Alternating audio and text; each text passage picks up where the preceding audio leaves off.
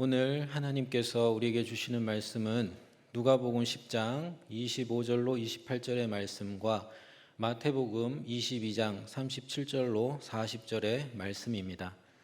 먼저 누가복음 10장 25절로 28절의 말씀을 교독하도록 하겠습니다. 누가복음 10장 25절을 제가 먼저 읽겠습니다.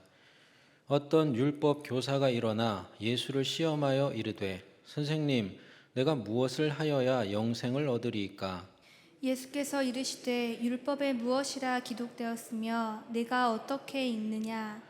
대답하여 이르되 내 마음을 다하며 목숨을 다하며 힘을 다하며 뜻을 다하여 주 너의 하나님을 사랑하고 또한 내 이웃을 내 자신같이 사랑하라 하였나이다. 예수께서 이르시되 내 대답이 옳도다. 이를 행하라. 그러면 살리라 하시니. 아멘. 마태복음 22장 37절로 40절을 함께 읽겠습니다. 제가 먼저 마태복음 22장 37절을 읽겠습니다.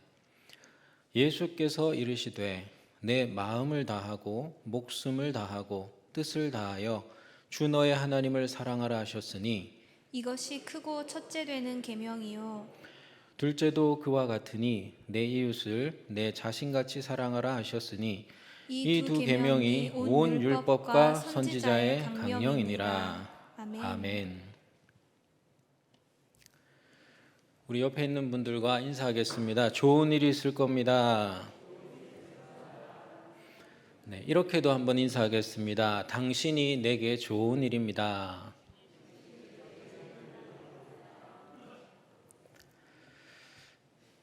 여러분, 우선순위 0단어라고 하십니까? 어릴 때, 학생 때 하신 분들 많으시죠? 요즘도 그 책이 있더라고요. 그러니까 굉장한 스테디셀러입니다. 영어 단어도 무작위로 외우면 안 된다는 겁니다. 우선순위를 정해서 많이 나오는 단어부터 외우라는 거예요. 왜 그러냐? 시간이 한정돼 있기 때문입니다. 시간이 무한정이면 뭐 아무거나 그냥 외우면 되겠죠. 근데 시간은 딱 시험 치기 전까지입니다. 그때까지 외워야 하기 때문에 우선순위를 정해서 외우라는 것이죠. 성공하는 사람들의 7가지 습관이라는 또 책 다 아시겠는데요. 굉장히 유명한 책이죠. 아마 자기계발서 중에서는 가장 유명한 책이 아닐까 싶은데요. 전 세계적으로는 3천만 권 이상이 팔렸고 또 우리나라에서만 400만 권 이상이 팔렸다고 합니다. 저도 어릴 때 이 책을 정독했었는데요. 꽤 두꺼운 책인데 기억나는 것이 한 가지밖에 없습니다. 일을 할 때 우선순위를 정해서 하라라는 것입니다. 4가지 순위를 말하죠. 1순위, 2순위, 3순위, 4순위. 이제 4순위는 뭐냐면 중요하지도 않고 또 급하지도 않은 일입니다. 3순위는 중요하지 않지만 그래도 급한 일 있죠. 그런 거 하라는 겁니다. 이제 문제는 1순위와 2순위입니다. 1순위와 2순위. 1순위, 뭐가 1순위일까? 중요하고 급한 일일까요? 중요하지만 급하지 않은 일일까요? 어떤 것 같으십니까? 만약에 이 책이 1순위는 중요하고 급한 일이야 라는 뻔한 말을 했다면 결코 초베스트셀러가 될 수 없었을 겁니다. 이 책은 1순위는 중요하지만 급하지 않은 일이라고 단언을 합니다.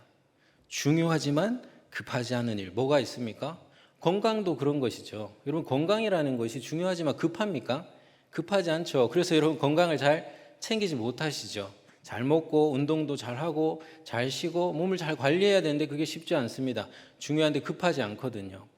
그런데 평소에 이것을 잘 관리한 사람은 이 건강이라는 것이 급한 일이 되지 않습니다. 하지만 이걸 관리하지 않은 분들은 이 중요한 일이 나중에는 급한 일이 되게 됩니다. 중요한 게 급한 게 되면 어떻게 됩니까? 이것을 잘 다루기가 힘들어집니다. 중요한데 급해져 가지고 중요한 것을 망치게 되는 것이죠. 이 책은 이 1순위, 중요하지만 급하지 않은 일을 잘 하라고 말합니다. 이것이 급하지 않지만 중요한 일을 늘 하도록 우리에게 습관을 만들어주고 그것을 통해서 중요한 일이 급하지 않게 되고 쫓기지 않는 삶을 살게 된다는 겁니다. 늘 그걸 하고 있는 거예요. 그래서 늘 준비가 되어 있습니다. 여러분 어릴 적 돌아보시면 공부 잘하는 친구들 벼락치기 하던가요? 벼락치기 하던데. 근데 늘 공부하다가 또 벼락치기 하는 겁니다. 공부를 안 하다가 벼락치기 하는 거와 다른 것입니다. 여러분 열심히 또 일하는 분들 중에 일을 잘하시는 동료들 중에 보시면 벼락치기 하는 사람이 있습니까? 아닙니다. 늘 성실하게 열심히 함으로써 그 일을 잘하는 것이지 벼락치기만으로는 안 되는 것입니다. 벼락치기는 집중력은 높여주지만 한계가 있는 것이죠. 여러분 벼락치기 하는 사람들의 특징이 있죠. 뭐가 있나요? 다음 주가 시험이야? 이제 내일이 마감이야? 이런 말을 자주 합니다. 벌써 시간이 그렇게 됐나? 시간의 끝이 나에게 다가오고 있다는 사실을 잘 의식하지를 못하는 것이죠. 그래서 이런 사람들을 밀림의 왕 사자라고 부릅니다. 밀림의 왕 사자. 과제도 밀리고 할 일이 계속 밀리고 다 밀려요. 그래서 밀림의 왕 사자라고 하는데요. 이 밀림의 왕 사자에게는 우선순위가 없습니다. 우선순위가 늘 헷갈립니다. 그러니까 어떻게 됩니까? 중요한 일이 나중으로 밀리고 중요한 일에 쫓겨서 나중에 살게 되는 것이죠. 여러분 인생의 끝이 다가오고 있습니다. 여러분 중에 인생의 끝이 다가오고 있지 않는 분이 혹시 계십니까? 그럴 리 없습니다. 우리 모두에게는 인생의 끝이 계속해서 다가오고 있습니다. 지혜로운 사람은 이 인생의 끝 앞에서 인생의 우선순위를 질문하는 사람입니다. 영화 곡성의 유명한 대사가 떠오르지 않습니까? 뭡니까? 무엇이 중한디? 무엇이 중한지 우리는 질문하게 되는 것이죠. 오늘 우리가 읽은 누가복음에서도 한 율법학자가 예수님께 인생의 우선순위를 질문합니다. 그런데 가만히 보면 이 인생의 우선순위에 대한 질문 속에 인생의 목표가 이미 전제되어 있습니다. 인생의 목표. 우리 같이 누가복음 10장 25절을 함께 읽도록 하겠습니다. 시작. 어떤 율법 교사가 일어나 예수를 시험하여 이르되 선생님 내가 무엇을 하여야 영생을 얻으리까? 무엇을 해야 합니까? 그러니까 우선순위를 묻는 것이죠. 그런데 목표가 전제되어 있습니다. 목표가 뭔가요? 영생입니다. 그러니까 이런 질문이죠. 영생을 얻는 데 있어서 삶의 최우선 과제는 무엇입니까? 라는 질문입니다. 그런데 예수님은 이 목표를 이루기 위한 최우선 과제를 율법학자가 스스로 답하게 하십니다. 우리 같이 26절 읽도록 하겠습니다. 26절 시작. 예수께서 이르시되 율법에 무엇이라 기록되었으며 네가 어떻게 읽느냐? 이런 말씀이죠. 아니 그건 나한테 질문할 필요가 없지. 너 율법 교사잖아. 율법에 다 써 있잖아. 율법에 뭐라고 써 있는데? 라고 질문하신 겁니다. 그러자 율법 교사가 27절에서 이렇게 답합니다. 함께 27절 읽겠습니다. 시작. 대답하여 이르되 내 마음을 다하며 목숨을 다하며 힘을 다하며 뜻을 다하여 주 너의 하나님을 사랑하고 또한 내 이웃을 내 자신같이 사랑하라 하였나이다. 아멘. 이 율법 교사가 말한 영생이라는 인생의 목표가 있지요. 그리고 사랑이라는 인생의 우선순위가 있습니다. 자, 목표와 우선순위를 다 얘기했습니다. 이것에 대하여 예수님께서는 어떻게 평가하셨습니까? 28절을 한번 보시면요. 예수께서 이르시되 내 대답이 맞다 틀리다 옳도다 맞다 이렇게 대답하십니다. 이런 생각 들지 않습니까? 좀 허무하지 않습니까? 뭐야 율법학자도 다 하네? 특별한 거 아니네? 율법학자도 다 하는 거네? 이런 생각 드시지 않습니까? 그런데 예수님의 위대함은 이어지는 답변 속에 있습니다. 28절을 보시면 내 대답이 옳도다 이를 행하라 그러면 살리라. 이를 행하라 그러면 살리라. 방점은 여기에 있습니다. 여러분 교회 좀 다닌 사람 치고 하나님 사랑, 이웃 사랑 제일 중요하다는 거 모르는 사람 있습니까? 구약의 율법을 연구하는 율법학자도 알고 있습니다. 그런데 중요한 것은 이것을 아는 것이 아니라 행하는 것이라고 말씀합니다. 행하는 게 중요합니다. 그래야 산다라고 말씀하십니다. 그래서 이어지는 이야기는 이것을 행하였던 사람, 누굽니까? 선한 사마리아인이 나옵니다. 선한 사마리아인 이야기 너무 유명하죠. 선한 사마리아인은 행했습니다. 강도 당한 사람을 그냥 못 본 척 지나간 것이 아니라 그에게 사랑을 행했습니다. 자, 그러면 이 사람에게 무엇이 약속됩니까? 예수님이 무엇이 약속된다고 하셨습니까? 이를 행하라. 그러면 살리라 하셨으니까 영원한 생명이 영생이 약속됩니다. 반면에 율법 교사, 레위인, 제사장 이런 종교 지도자들의 경우는 어땠습니까? 강도 당한 사람에게 사랑을 행했습니까? 이 종교의 지도자들인데, 그런데도 사랑을 행하지 않았습니다. 자, 그렇다면 이들에게는 뭐가 약속되겠습니까? 이를 행하라 그러면 살리라 하셨으니까 이를 행하라 그렇지 않으면 죽으리라는 말씀도 됩니다. 그러니까 이들에게는 영원한 죽음이 약속되는 것입니다. 인생의 목표는 영생이고 인생의 우선순위는 사랑입니다. 이것을 모르는 사람은 없습니다. 교회 안 다녀도 이것을 아는 분들 많고요. 이것을 인정하는 사람도 꽤 많습니다. 그런데 이걸 아는 것이 중요한 게 아니라 이것을 행하는가 하는 것이 중요합니다. 한번 따라해 주시기 바랍니다. 사랑을 행하라. 그러면 살리라. 그런데 왜 사랑해야 사는 걸까요? 왜 사랑해야 영생을 얻을까요? 사랑과 이 생명의 관계는 어떤 것인가요? 이런 질문을 신학자 폴 틸리라는 사람도 했는데요. 그를 세계적인 신학자로 만들었던 사랑, 힘, 그리고 정의라는 책에서 그는 이것을 자신의 주제로 삼았습니다. 사랑과 존재의 관계는 무엇인가 하는 것입니다. 왜 갑자기 사랑과 생명을 얘기하다가 사랑과 존재를 이야기하는가? 여러분, 생명과 존재라는 것이 다른 것입니까? 생명이 있다는 것은 존재한다는 것이고 존재한다는 것은 생명이 있다는 것입니다. 생명이 충만하다는 것은 존재감이 충만하다는 것이고 존재감이 충만한 것은 생명이 충만한 것입니다. 자, 그런데 여러분 영생 얘기하니까 어떻습니까? 현대인들에게 현대의 이 기독교인들에게 이 영생이라는 단어, 이 영생이라는 주제 어떻습니까? 굉장히 하찮게 느껴지고 굉장히 유치하게 느껴지기도 합니다. 너무 이 영생이라는 단어가 우리에게 종교적이고 내세적이고 영적인 의미로만 축소되고 퇴색이 되었기 때문입니다. 영생 얘기해 보세요. 요즘 같은 시대에 무슨 영생을 얘기하느냐 이럴 것입니다. 근데 과연 그렇습니까? 예수님께서는 이 영생을 인생의 목표라고 인정하셨습니다. 이 영생이라는 것은 단순히 시간의 무한한 길이가 아닙니다. 영생이라는 것은 생명의 근원이자 생명 자체, 존재의 근원이자 존재 자체이신 영원하신 하나님과의 관계에 관한 것입니다. 영생은 하나님과의 관계에 관한 것입니다. 영생은 무엇이라 했습니까? 유일하신 참 하나님과 그가 보내신 자 예수 그리스도를 아는 것이라고 했습니다. 영생은 영원하신 하나님과의 관계에 관한 것입니다. 그럼 왜 사랑만이 영생을 얻게 할까요? 왜 사랑만이 영생을 얻게 할까요? 여러분 가만히 보시면 모든 차원에서 사랑이라는 것과 이 생명이라는 것은 연결이 됩니다.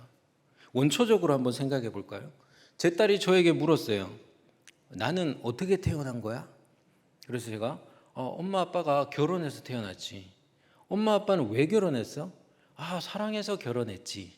여러분 아이는 생명은 사랑의 결실입니다. 하나님께서는 남녀가 사랑하게 만드셨고 남녀가 사랑함으로 생명을 잉태하도록 만드셨습니다. 여러분 사회적으로 봐도 그렇잖아요. 세계가 굶주리고 고통을 당하는 것, 하나님이 이 세상을 볼품없이 자원이 부족하게 만드셨기 때문입니까? 아니지 않습니까? 사랑이 없어서 나누지 않아서 지금 고통당하고 굶주리는 것 아닙니까? 지금 우리 자연이 거의 회복 불능의 대재앙으로 바뀌고 있지 않습니까? 자연이 다 파괴되고 있습니다. 그게 자연의 변덕 때문입니까? 아니면 우리의 사랑 없음 때문입니까? 우리가 만약에 다음 세대를 생각하고 이 식물과 동물과 지구와 우리의 이웃을 생각한다면 이렇게 파괴해 나가도 되는 것입니까? 우리의 탐욕과 사랑 없음 때문에 지금 대재앙이 우리에게 다가오고 있는 것 아닙니까? 사랑이 있으면 사람도 살고 식물도 살고 동물도 살고 지구도 살고 다음 세대도 살게 됩니다. 그러니까 하나님께서는 이 세상, 우리가 살고 있는 이 세상을 사랑해야만 살 수 있는 세상으로 만드셨다는 거예요. 반대로 얘기하면 이 세상은 사랑하지 않으면 반드시 망하게 하나님께서 만드셨다는 것입니다. 그러니까 예수님의 이 말씀은 맞는 거 아닙니까? 사랑을 행하라. 그러면 살리라. 반대요. 반대는요. 사랑하지 않으면 너희 다 망한다. 그래도 질문이 생깁니다. 왜 사랑해야만 살게 하실까? 사랑해야만 살게 하셨을까? 이 질문에 대하여서 가장 반갑게 답변해 줄 사도가 있습니다. 바로 사랑과 생명의 사도라고 불리는 사도 요한입니다. 사도 요한은 요한 1서에서 시종일관 생명과 이 사랑이 하나다라는 것을 말씀합니다. 그러니까 사랑 안에 거하지 않는 사람은 하나님 안에 거하지 않는 것이고 고로 생명 안에 거할 수 없다는 거예요. 요한일서 3장 14절에서 말씀합니다. 요한일서 3장 14절. 우리는 형제를 사랑함으로 사망에서 생명으로 들어간 줄을 알거니와. 사랑함으로 사망에서 생명으로 들어간 줄을 알거니와. 사랑하지 아니하는 자는 사망에 머물러 있느니라. 사랑하지 않으면 사망에 머물러 있다 했습니다. 사랑해야 삽니다. 여러분, 사랑해야 삽니다. 믿으십니까? 사랑해야 삽니다. 사랑하는 것만이 답입니다. 하나님은 생명과 존재 자체이자 사랑 자체이기 때문입니다. 이 둘을 떼어놓고 우리는 생각할 수 없습니다. 우리는 이제 왜 사랑해야 하는지에 이어서 어떻게 사랑해야 하는지에 대한 질문으로 넘어갈 차례입니다. 하나님을 먼저 사랑할 건가? 사람을 먼저 사랑할 건가? 둘 다를 사랑하고자 한다면 누구를 먼저 사랑할 것인가? 그러니까 첫째 계명 하나님 사랑과 둘째 계명 이웃 사랑, 사람 사랑을 어떻게 바라봐야 되는가? 이 둘의 관계에 대해서 우리는 질문하게 됩니다. 여러분, 우리가 읽은 이 누가복음에서는 첫째, 둘째라는 표현 자체가 없습니다. 첫째 계명과 둘째 계명의 관계에 대해서 직접적으로 말하지 않습니다. 첫째, 둘째라고 마태복음에서 얘기했지만 사실은 이 구절은 구약에서도 한 군데에서 이렇게 인용한 것이 아닙니다. 하나님 사랑에 관하여서는 신명기 6장에서 쉐마 본문에서 인용했고요. 이웃 사랑에 대해서는 레위기 19장 이웃 사랑 본문에서 인용을 했습니다. 각각 다른 곳에서 인용한 거예요. 그러니까 첫째, 둘째라는 것은 임의로 말씀한 것입니다. 임의로. 그래서 누가복음에서는 첫째, 둘째라는 표현 자체가 없는 것이죠. 분명히 예수님께서는 이 율법 교사가 하나님 사랑, 이웃 사랑 얘기한 것에 대하여 이것이 율법의 전체에서 가장 중요하다라는 말에 대하여 옳다고 하셨습니다. 하지만 이 율법 교사는 이 첫째 계명과 둘째 계명의 관계에 대해서는 설명하지를 못했습니다. 그래서 누가복음에서는 예수님께서 간접적으로 이 첫째와 둘째의 관계를 설명을 하셨는데요. 바로 이어지는 이야기, 뭔가요?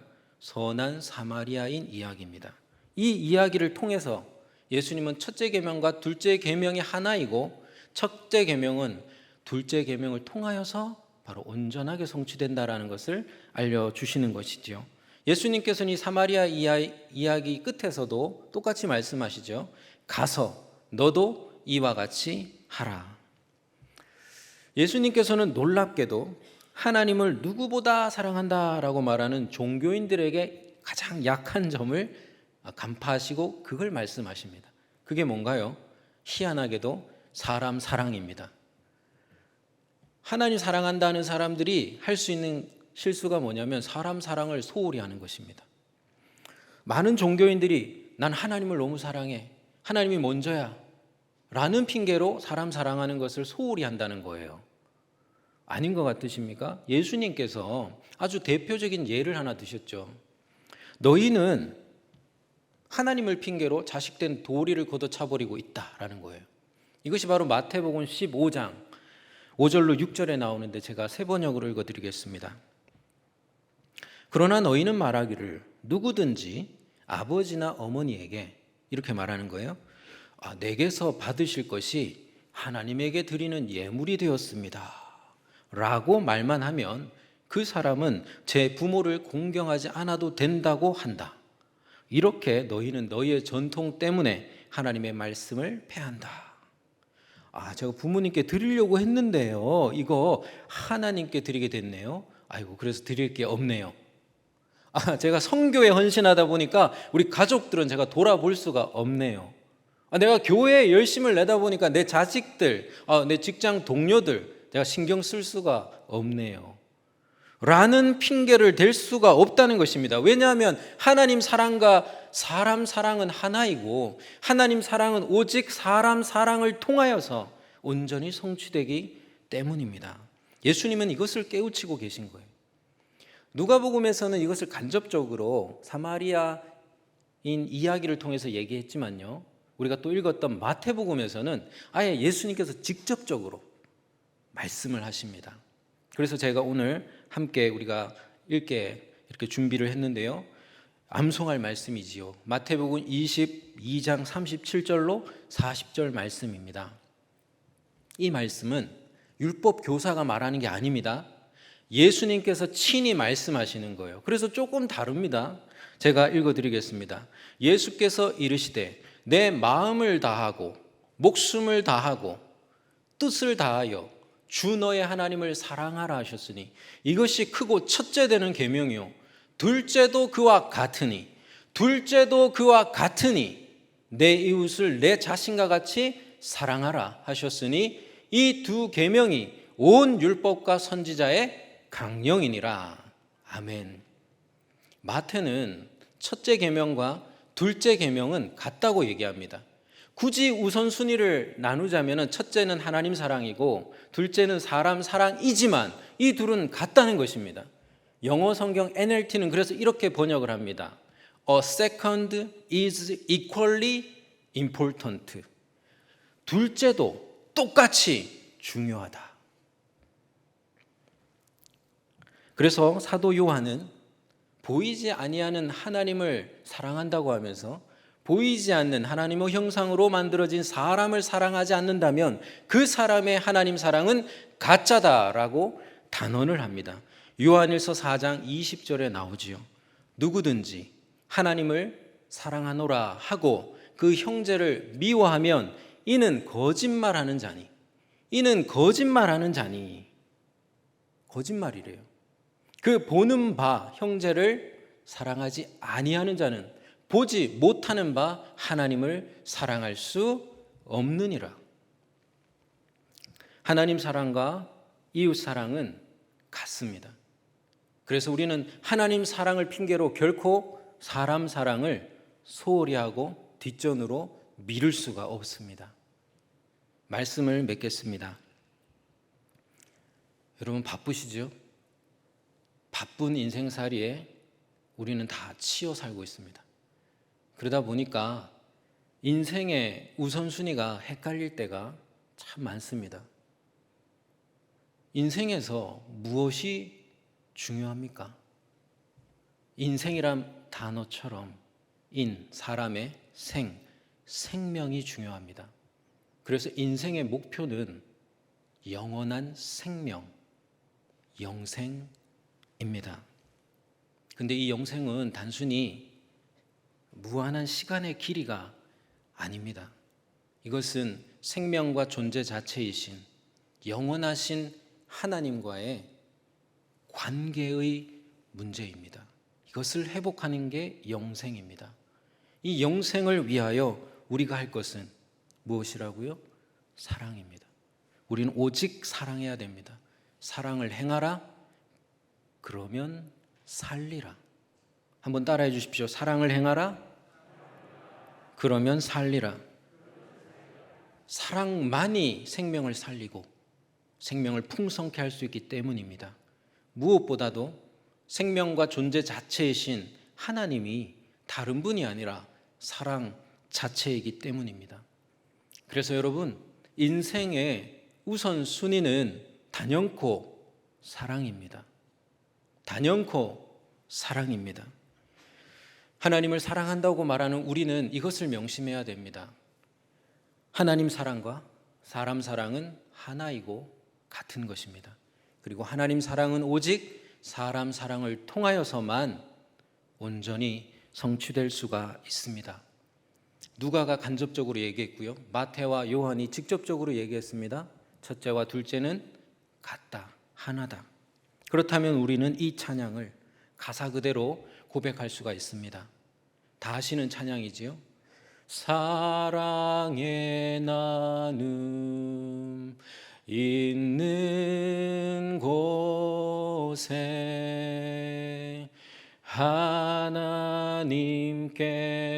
하나님께서 계시도다. 눈치가 빠른 분들은 이게 따라 하실 텐데 네, 한번 우리 같이 한번 불러보겠습니다. 사랑의 나눔 시작. 사랑의 나눔 있는 곳에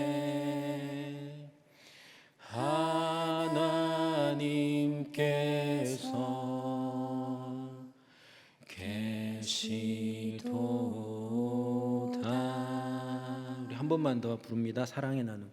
사랑의 나눔 있는 곳에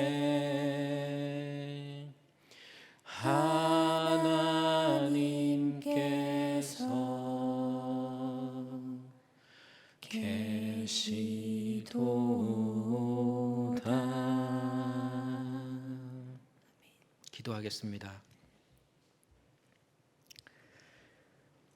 아버지 하나님, 오늘 저는 이 설교를 준비를 마치고 나서 참으로 마음에 무거움이 찾아왔습니다. 영생이 우리 인생의 목표이고 사랑이 최우선 과제인데 우리는 너무 정신없이 엉뚱한 것을 위하여 엉뚱한 것을 하며 살고 있기 때문입니다. 내 안에 사랑 없음과 사랑 못함으로 인하여 참으로 나 자신이 혐오스러웠고 나 자신이 안타까웠습니다. 우리 성도님들도 같은 심정이 아닐까 생각합니다. 아버지 하나님이여, 이 밤 우리가 기도할 때 우리의 사랑 없음과 사랑 못함을 가슴치며 기도할 때 우리를 돌아봐 주시고 사랑의 하나님께서 우리의 마음에 임하사 우리로 사랑할 힘을 주시고 지혜를 주시고 사랑할 마음과 걸음을 허락하여 주실 줄 믿습니다. 주님요, 우리의 기도를 도와주십시오. 예수님 이름으로 기도합니다. 아멘.